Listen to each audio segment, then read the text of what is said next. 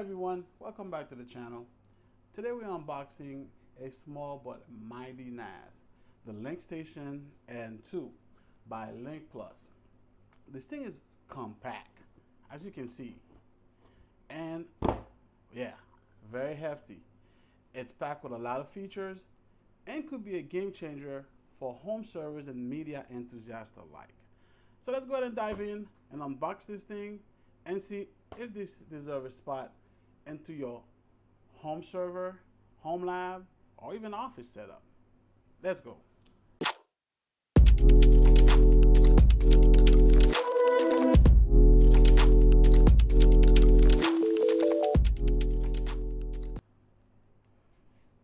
So right off the bat, the packaging is clean and minimal. Inside, we get the Link Plus N2 itself. All right, right off the bat, the packaging is clean and minimal. Just a bit of plastic, get rid of that. And let's open this up. Okay. So inside, let's take this out. Okay. Alright, so we'll get the LinkStation itself. Very nice looking. Nice. Okay. Put that to the side. Okay. Get some literature. So the user manual. And this is probably our Unraid. Oh yeah. But always start with a 30-day free trial before you go ahead and activate the year. And that's nice enough of them to include this for us. And what else we have? Okay. Okay, it's empty. So this should be our accessories. Okay. So we have a power. Okay, little barrel jack. So it's an adapter, and what's in here?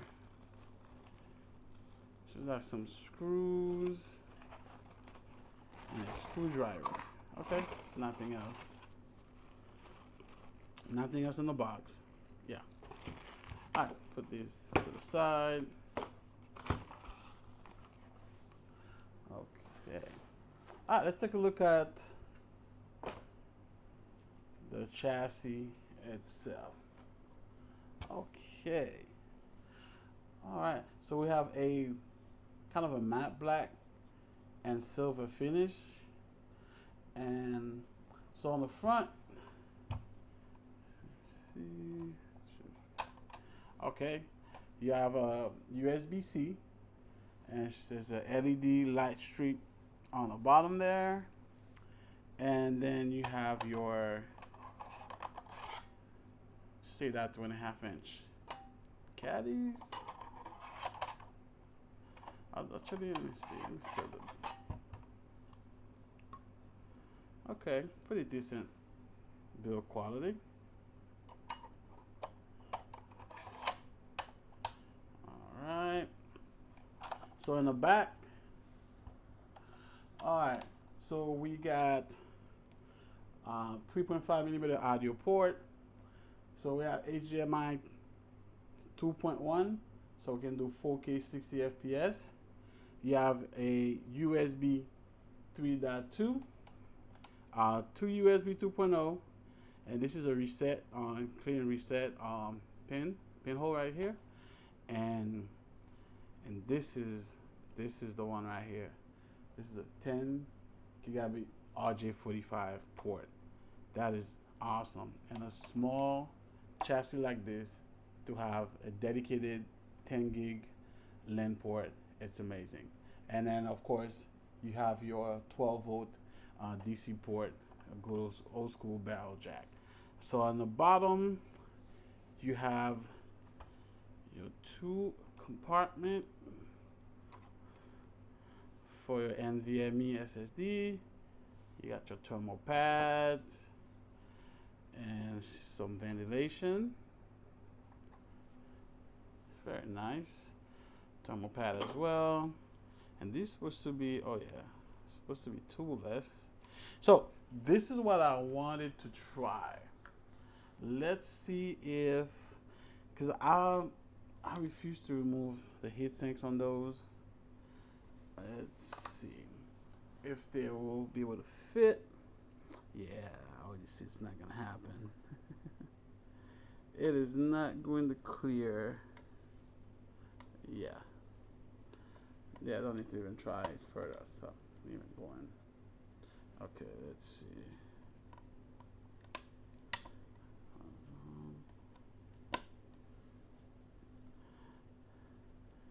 Yeah, will the door close? Absolutely not. Yeah. So okay, so definitely good to know that. Take a piece of my well. Okay, you can't run anything with a heatsink on these, so you have to use it without a heatsink and rely on the thermal pads or the doors, the covers, to cool your SSDs. So with that being said, these were all 2 terabytes, so I wanted to properly the whole NVMe with 2 terabyte drives. And these were like some testing drives I have. Those are like 256 gigabyte. For testing purposes, I can run these for now, but I may need to come up with a different solution for this. Maybe I won't populate all of them, but I can throw a couple 1 terabyte in here. Let's see what I have here. I have these on sale. This is a 240 gigabyte. It's just a total waste to run these on this. Let's see. So I got a 2 terabyte. So okay, I definitely can run this. By the way, under the hood, you have the Intel Alder Lake N100 CPU with 16 gigabyte LPDDR5 RAM and a built-in 128 gigabyte ROM. So, and again, it comes preloaded with Unraid, which is sitting right here in that USB, little mini USB thumb drive. So, if you remove this, you will void your warranty, by the way. So, it's right here if you can see it. Okay, so again, it's pretty nice that this is all toolless. I know they include a screwdriver. Oh, it's probably for the SSD SATA drives. So okay, so I'll go ahead and populate these with some drives, and we can go ahead and test it out and see, and get a boot up and see what we have.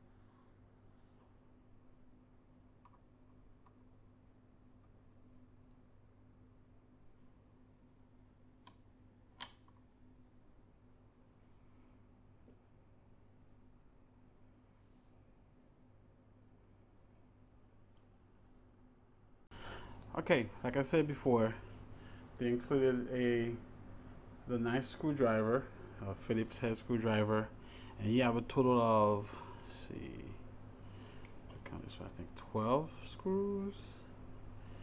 Yeah, so you got a couple additional ones in case you lost or misplaced some of them. I'll just double check the wrap again, make sure I'm not missing any. Yeah, so it's 12 screws. thought they give you an additional 4, but all right. So I'm gonna install first. I'm gonna install this 2 terabyte WD Blue. So first we are going to remove the sticker before we install. So alright, so always remember the screw holes are on the bottom of the tray. Okay, so you're gonna place your drive with the port facing towards the back. Okay, and you're gonna flip it over. This stick magnetized. Oh, pretty cool. So magnetize, and we are going to screw a drive in.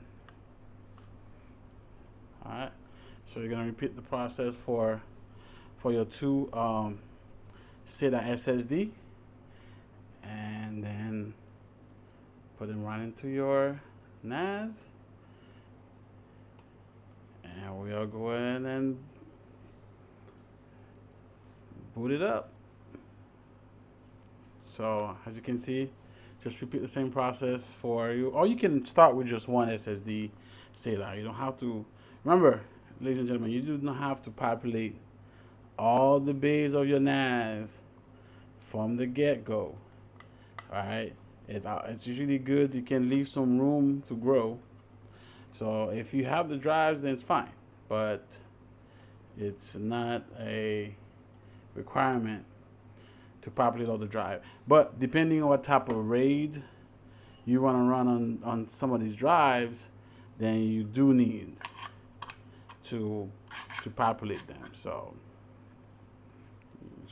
this right way.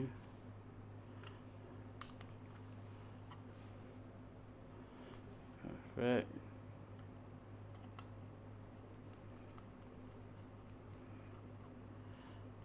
So let me switch to my regular screwdriver because this.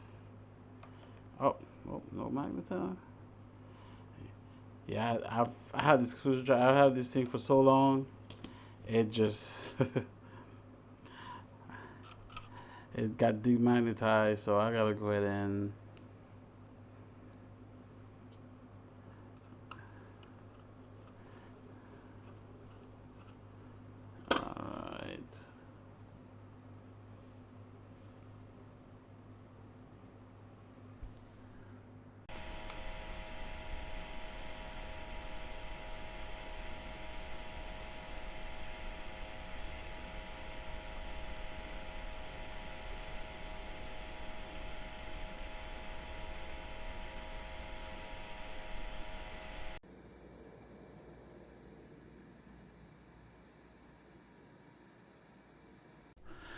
Alright everybody, welcome back to the second part of this video.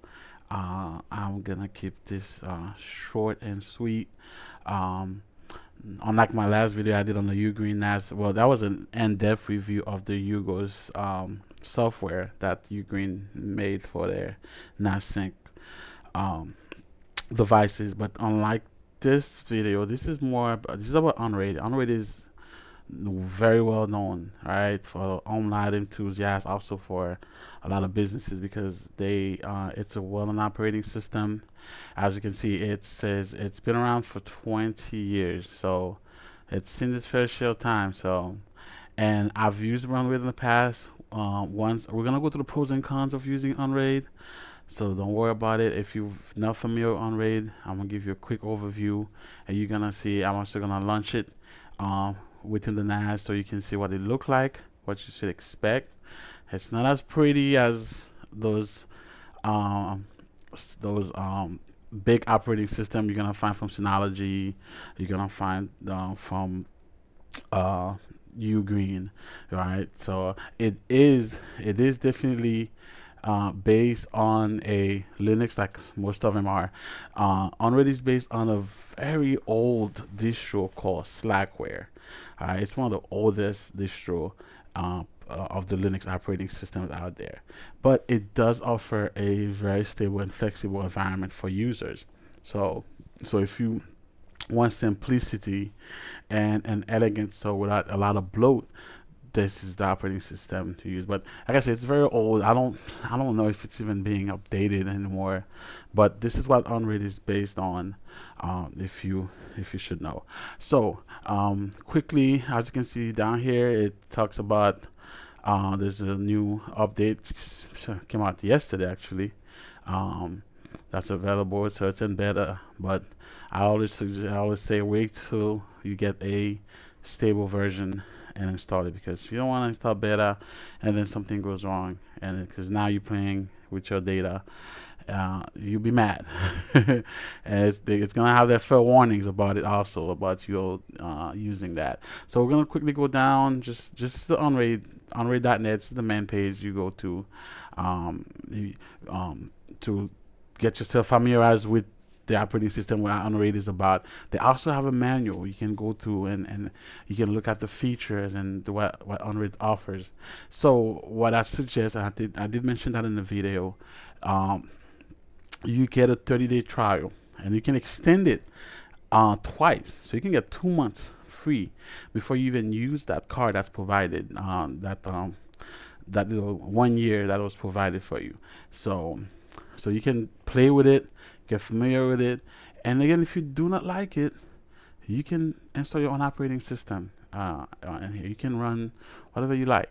All right, if you prefer to run Casa OS, Zima OS, you want to run I don't know, True NAS, it's totally up to you. Okay, so but again, this is just quick thing so you can install. Like, again, it's a full server based operating system, so you can install your Docker. You can install Docker. Into Docker you can install tons and tons and tons of containers, including Plex. You can install VMs, Windows 11 for example. Again, would I install these on this machine? Probably not. Probably not, because the Intel N100 that's in there, I don't know. Again, I'm totally against installing heavy VMs, a lot of crazy containers on low-end machine. This is meant for it to be a very quiet, very low cost, like low wattage server. Sorry, NAS. So all right, so again, you can look at pricing. Again, Unraid is not free. All right, unlike TrueNAS and other operating system, it is not free. It does have a licensing fee, and again, being a very well stable operating system, you can understand why, because they have a dedicated team behind it that keep things updated, that keep adding new features. So let's quickly look at the pricing. By the way, so I can click on there. Alright, sorry about that. Okay, so yeah, this is your 3 different tier pricing for Unraid. The license, what you get with this NAS, it's the starter kit. Okay, you do not get the Unleash or the Lifetime, obviously. So you get the starter kit, which can only support up to 6 storage devices. Okay, 6 hard drives. All right, I know it's a little bit confusing. I'm like, 6 storage, yeah, so 6 hard drives, which is exactly what the system have, right? 4 NVMe and 2 SATA SSDs. So you get it for a year. So quick disclaimer, I did purchase this as a Kickstarter, and I did get it for a lower price. I think it's about $100 less than what it is, and that's the good part with Kickstarters. I know, like I said, I'm not promoting Kickstarters. I understand the risk of using them, but just so you get this for a year, right? So $49. So pretty much you can deduct that from the price of the system. But then you got to think about the future. Once this year comes expired, you either need to renew it, right? I think it's 30 some dollars you can get. Forgot what it was for you to extend it, right? To just renew the license every year. It's not the full price. It doesn't say what it is. It's not the full price. I was looking at it. So now they did have for the 20th anniversary, they had like 20% off. They did have it for $39, so I purchased another license so I can have another year. And the cool part is, once you purchase a license, right? So let's say you have the $49 license. If you want to go the following year, you want to upgrade to the 109, you only pay the difference, right? You don't pay the 109. So right, so you pay $60 and you can upgrade to this. Same thing, if you get the lifetime license from 49, you pay $200. So quick things to keep in mind, right? If you, because I'm really thinking, because once I'm done with this, I think I'm gonna put another operating system on here, and I'm gonna get the full-time license when I have unlimited storage devices, and that way I can put that in my server, which I can run like about 12 or 15 drives I can put in there. So yes, so I'm thinking about it. No, not yet. I guess I have 2 years in front of me to make that decision. All right. So yeah, again, this is what it looked like. Get familiar, or get familiar with it if you into Unraid. If you want to try it out, again, you get free trial for 30 days. Again, play with it. All right. So um, done with that. So let's go ahead and take a look at Unraid. Boom. So when you pull up Unraid, when you boot up, this is what you get. This is your web GUI. Okay. Um, again, it's as far as like getting there, um, I did not do a video setup this go around on how to do, but it's pretty much self-explanatory because you don't need to download anything. Everything it's already in that USB drive inserted in there. So everything you do is you gotta, once you connect power, you connect your Ethernet, and you just gotta point it out to it's also in the manual. It's a tower. Let me see. I can pull it up real quick. I think it was. I changed all of that. At this point, I kind of make it more personalized for me. So, but yeah. So yeah, once it's tower.local, and it should pull up. Or if you know if you know the IP address, you can pull it up, and then you come with a login page, which is gonna be root, and I think there's no password. I think just click login. So, but again, everything is gonna be in there in the manual for you to look. But yeah, pretty easy, pretty simple to set up. So again, so this is what you get. This is your dashboard, right? This is the main dashboard. By the way, you can change the color of these. I think they usually come white with a little funny background, but you can go to to the settings and personalize all these things to your liking. So all right, so which is cool. They got the actual Link Plus NAS right here, so you can click on here and change. If you want to change how this thing look, you can go ahead and change that right here. So you can get up again. Like I said, this is meant for very heavy distributed. Those look like Stornator. So those are like 45 drive, and I think this thing can hold like a lot of drives. Some you got the HL15s, you got some of them that can hold like maybe 20, 30 drives, if I'm not mistaken. So again, if you have the full license, the unlimited license, you can go crazy. Yeah, all those are full U. So full U's can handle at least between 24 drives or more as a JBOD. So yeah, so you can all of these. So whatever you have, it's probably here. But again, so I did pick our link station. And it says N1, but N1 and 2 look exactly the same, except just different internals. Okay, as you can see, my uptime 22 days, 15 hours, and 44 minutes. So it just keep counting for you. When you have this, when you have the trial, it counted backwards. It just tell you how many days you have left. Okay, so quickly we're gonna go through everything. So all right, top left again, you got the date, time, model, gives you all breakdown, what type of registration I got going on. So I got the OS starter and then your uptime. Okay, so you go down, give you a little breakdown about the motherboard. But again, not too much. If you're running like a true server, like say you're running like a ASRock rack motherboard, motor circuit, but yeah, so you can be able to get those information right here, the temperature, motherboard. Down here, you got your CPU. All right, so again, it's the Intel N100. All right, so we got full cores running it, so it's pretty much chilling, not doing anything heavy work as we speak. And down here, you got your system. You have the memory, system memory down here. So you usually got the usage, my ZSF cache down here. Okay, and then below is the interface. So That's my 10 gigabit network. Right here, we got full duplex right here, so it's connected. And this is thing I downloaded to on down to Docker. So that's at these locations. You can show like you can flip this to different direction. It's not perfect the way I got it, but if you hover the mouse over it, it tells you which this is that, the temperature and everything. Um, all right, so now towards the middle, those are my Docker containers. As you can see, I'm not running any of them in here. I just downloaded some of them, test a couple of them out, but then I turn them off because again, I don't need them because I have them running to another machine. So I'm not, I'm not wasting resources on here. I want this thing to be chill and quiet and run at the lowest wattage it can. Virtual machine, I'm not running any, so there's nothing here. It's pretty much blank. Then this is all my shares, which I get into in a minute. So as you can see, I have one attached drive right now, which is a network drive that's connected to my main computer.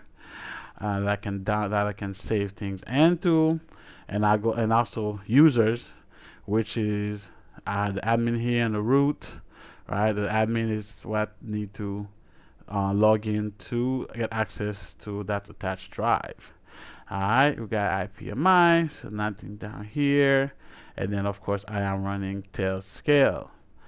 Alright, again, like I always say, protect yourself, protect your NAS, protect your data. If you're running a Homelab or whatever, a test scale is pretty easy. If you can run your own VPN, even better. I'm working on that. Soon I just need some specific hardware so I can get my own VPN going. Alright, so parity. So perfect. So parity, so you can see right here, it says parity is valid. So because as you know, this is Unraid. Alright, so there's no RAID array here. So and the beauty of Unraid, it's super flexible, and you can run any type of drive, any size drives. Unlike other NAS operating system, you will not have any issue. Okay, so definitely keep that in mind. And also, so as you can see, those are my drive. Probably need to go back and name these. But you see, that's my parity, my 2 terabyte SSD SATA, right, that I'm using as a backup. Okay. So well, sorry, not a backup, but my parity drive. So this is the drive that, if all fails, is crap hit the fence, that's one that's gonna save everything. That's gonna reconstruct, and that's always gonna be your biggest drive, by the way. So all my other drives are 1 terabyte. I think I have 1 512 in here. Again, this is all for testings, so I'm not really running this machine as I'm supposed to, and I'm saying as a to its full capacity. Yeah, because I think when I'm ready to do it, I'm gonna populate with 2 terabyte, or if budget permit, I can throw a couple 4 terabyte NVMe SSDs in there. That would be also great. And then I have my cache here, which is kind of BS because my cache is a 500 gigabyte SATA SSD, so which is not even that fast. All right, so let's jump into our main tab. So this is where all the true magic happens. Again, this thing's a little slow, as you can see. Took a little while to come up. It's not as snappy as I wanted it to be, but it is what it is. So, but again, Unraid is probably one of the most. If I'm not, I'm gonna say it's on par with Proxmox and TrueNAS scale, or TrueNAS community, whatever it's called now. So it's a great server operating system, right? And a lot of people swear by it. A lot of businesses swear by it, and some other people, they don't like it. And again, it's to each his own. So again, the goal here is just to break it down and what Unraid actually is, what it does well, and what it doesn't do too well. Okay, so you can decide if it's the right server for you, OS server for you, if something you want to keep on this machine, or you want to swap it, something else to something else. So again, it's like I mentioned, it's a Linux-based operating system and designed for Homelab, NAS setups, and you can run your Docker containers, virtual machines, like we talked about, and unlike traditional RAID, okay, as we can see here, all right, so array devices, unlike traditional RAID, it uses a parity-based storage system, okay, and so that lets you get to mix and match different drives of any size, pretty much any brand, right? Synology. So and unlike tradition and unlike traditional RAID, and it's built around flexibility, right? Ease of use. So you can run, if you have the full license, you can have like 30 different drives in there from 512. Look at that. I have a mixture of, I have 512 gigabyte. I got 2 terabyte. I got 1 terabyte. So yeah, it's a cluster crap in here. So again, Unraid doesn't care. Hey, whatever you got, they playing ball with you. And down here is my flash. So that's where the operating system is installed. Oh, one thing to mention. Yes, Unraid can only be run on on a USB drive. You can't install an SSD. You can't do none of that. So that's one of the pitfall. So it can only, so that flash disk has to stand there. You can use from 4 gigabyte up to 32 gigabyte on USB thumb drive, but it has to be on the thumb drive. If something happened to this, you get corrupted, and you wanna download the replace, you have to go and use another thumb drive and install Unraid on there. Okay, so again, but keep in mind, keep doing your backups, so you can always keep an image and keep your operating up to date something, because it already got corrupted twice on me. Trust me. And again, like I said, this is why I'm testing it. I'm not fully running it right now. So yeah, I got that thing corrupted twice, and I have to take it out, just re-add the operating system on it and do certain things. But good thing I had I had my backup. I was able to back up everything. Okay, so again, pretty easy, pretty simple, right? It's not, as you can see, yeah, it's not pretty, but it's not intimidating, right? And it's not a bunch of graphs throwing at your face, jumping at you. So so again, this is your main, this is where you play around things. This is where you stop the array, you start the array. Like my parity is valid, everything is good, everything is Gucci right now. So you just let it run, let it do its thing. Alright, this is the shares. Okay, so again, I created this share here. This is my attached drive. That's go ahead and connect it to my computer. Right, I can add some more if I want to, but I just need one. And right now it's showing some of your file. Yeah, from time to time this little thing pops up, but normally it's usually have the green dot next to it. Again, we talk about the users. So this is the user I created for the share access. This is the root. This is always that's a local admin user, which is the root, and then this is whatever users you want to add to have access to that share drive.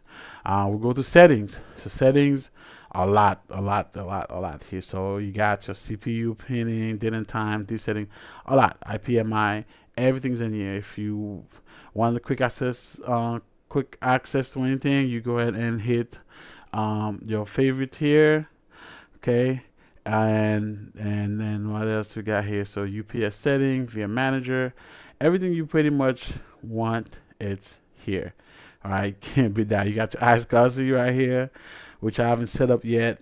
But again, I'm gonna change so many things with this system, so I'm not doing anything crazy permanent on there right now. All right, so click here. You're gonna go to your plugins.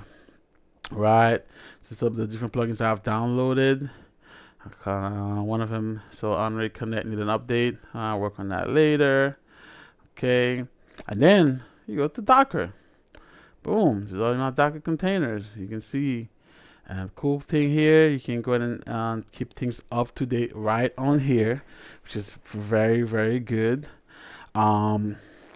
And then next thing here, there's by the way, down here, this is all, you can add the container, you can start all of them, you can stop all of them, pause them, resume, update all of them at the same time. It's pretty cool, like I said. If you give this operating system a chance, you will definitely like it. Again, no VMs. I'm not interested in VMs. Go ahead and application. So it's gonna update. Boom. This is where you go ahead and download all your apps, whatever you need.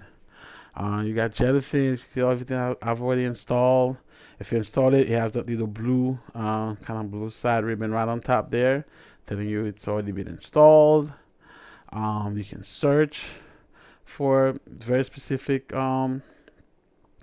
containers or application that you want. And again, pretty simple. All right, we got a little stats here. Something I downloaded. Give you a little, a little visual. I like my graphs. Okay, I like my graphs, so don't mind me. Okay, and then finally we have tools. So right up here, you can update OS, downgrade your OS. You can check your registration.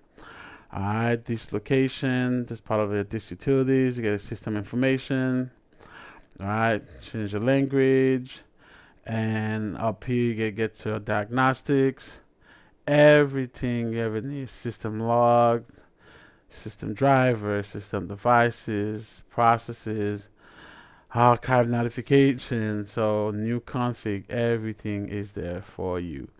Okay, and then to the top right, all right, you through the bar here, so you can see it says, you can go to connect. That's a whole nother thing. That's pretty much pretty new. It just gives you I'm not too versed on it, but it's something new, so you can connect it. It gives you to me it's not redundant, but it's a different layout, right? If you don't want to look at this, it shows you also, what does your storage. And let me see if it'll let me go on there. Boom. All right, perfect. There you go. Yeah, so again, it's pretty cool. You can change this. You can go into more of a detailed view. All right, you got server management. And so there's nothing. So again, pretty cool, pretty simple. Yeah, I like it. You don't have to use it you can just go ahead and for the first time you got to create a login, and then I'll let you go, and then under here you can manage your Unraid.net account here, and here's your notifications. See right here, usually you get I usually got the parity check running. I got it on the schedule, but usually when it runs, it always raises the temperature of the parity drive. See, parity, this is hot, 62 and up, whatever. I don't know why it does that. Again, these are not even mechanical drive, but it can get super high. It can reach like 75 one time I saw. I'm like, oof. But yeah. So notification again, and then here, so search. You can log out. This is gonna pull up the terminal. It's your file manager. You got feedback. So this is the info. You get your logs, and then this is your help. Also, all the way on the bottom, you get your manual. Okay, if you click on it, it will pull up. The manual for Unraid. Again, if you stock anything, you wanted some extra information, you can go ahead and pull it up right here. So, okay, cool. Again, that's all about Unraid. And go back to the dashboard. So I'm on version 7.1.4.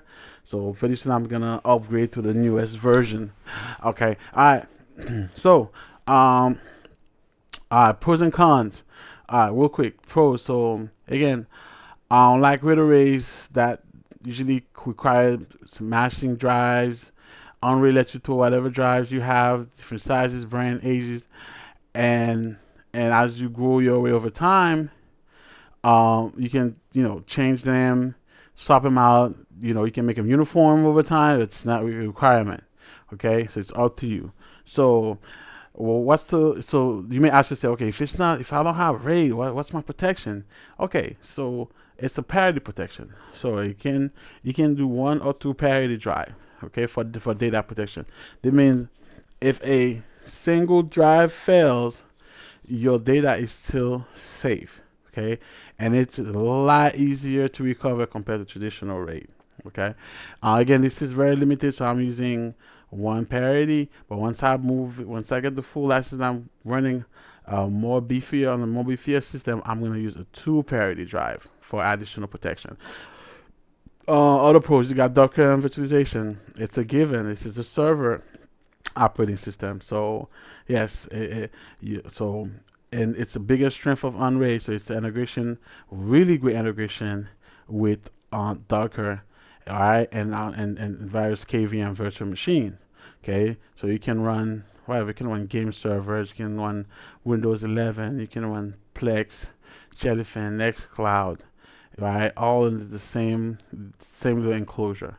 So, and again, you got other pros, a very friendly web UI. Again, it's nothing intimidating here, right? It's not pretty. It's not the prettiest thing out there, but it's very simple, very detailed. You can at a glance see my temperature of my drive. I can look at my VM, what I got running. You can't beat that. Okay, you got your containers. All right, and then final and the greatest pros of it all, great community support. Again, it's not free. You remember paying for it, so you got people updating.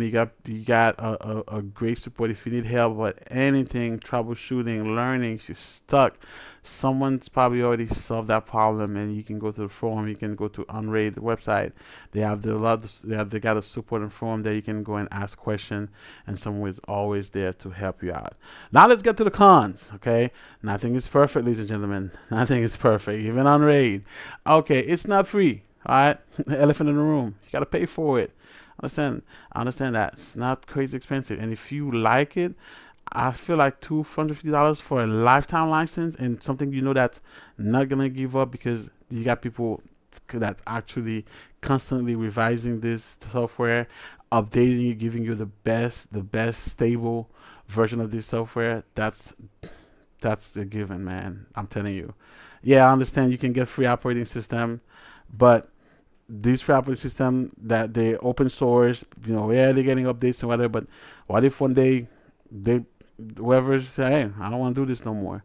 Yeah, then you're stuck. You have to move on from there. So next, so yeah, you can have some performance limitation, right? Because um the writing speeds on Unraid is not as fast as traditional RAID setups, right? It depends on, if you like running a RAID 10, some RAIDs are meant for like fast speed. You might lose a bit of protection that they meant for very fast writing and reading speed. You don't have that in Unraid, but you still got stable, very stable system. Okay, so again, and also parity. Parity is not a backup, right? So I know it will catch a lot of people off guard. The same way is RAID is not a backup. Understand that? It's a CYA, right? It's just cover if catastrophe something happened, because if something physical happened to your entire system, you are screwed. It doesn't matter which one you're using. It doesn't matter. That's the reason why you follow the 3-to-1 backup. You still always have three different backup of your data. Okay, and I know on a 3-to-1 they say one should be in the cloud. I'm against that, because the whole point of us doing these is to get away from the cloud, not paying for the cloud. So it's up to you. I suggest run a couple NAS, have one backup to the other, or have a external hard drive plugged in and schedule some backup to it. So it's up to you how you want to run it. So parity is not a backup. Same way is a RAID is not a backup. It's just a cover. It's just a CYA in case something happened to one of your drive. It helps you recover. All right. And then the other cons, probably not for everybody. So it has a bit of limited enterprise features like advanced ZFS features like snapshot deduplication, but you can bypass this using downloading these things as a container. Okay, so it's not really a deal breaker for that. If you're running a Homelab. So I'm not really too much on that. Plus, this doesn't apply to everybody. Not too many people care about that. And then again, it's a learning curve, right? Has a little steeper learning curve than running a usual Synology or Ugreen operating system, which is very simple, which is like a regular OS. Okay, so all right, so finally again, Unraid, it's really shine if you are building a flexible home server. You got a DIY NAS you want to run, and you're looking for media streaming, backup, and spin up a few containers or virtual machines. It's your best bet right here. So again, if you are looking for more business minded, you want maximum performance, you want a lot of data integrity features, like ZSF checksums, you're probably better off using TrueNAS or Proxmox. Okay, so anyway, so that's Unraid in a nutshell. So it's the good, the bad, and the ugly, and whatever's in between. Personally, I think it's one of the best OS for home lab enthusiasts who are looking for flexibility without going full enterprise. So yeah, what about you? Let me know. What are you running on RAID? Are you comfortable running on RAID? Right? Would you choose something else besides on RAID? Would you choose Proxmox or TrueNAS that are free? Right? You may want to pay. All right, and well, yeah, drop your setup in the comments, right? And I'm very curious to see what everybody else is running out there. So don't forget to like, subscribe, and hit the bell if you want more deep dives into server software and home lab gear. All right, thanks for watching, and like always, man, I'll catch you on the next one.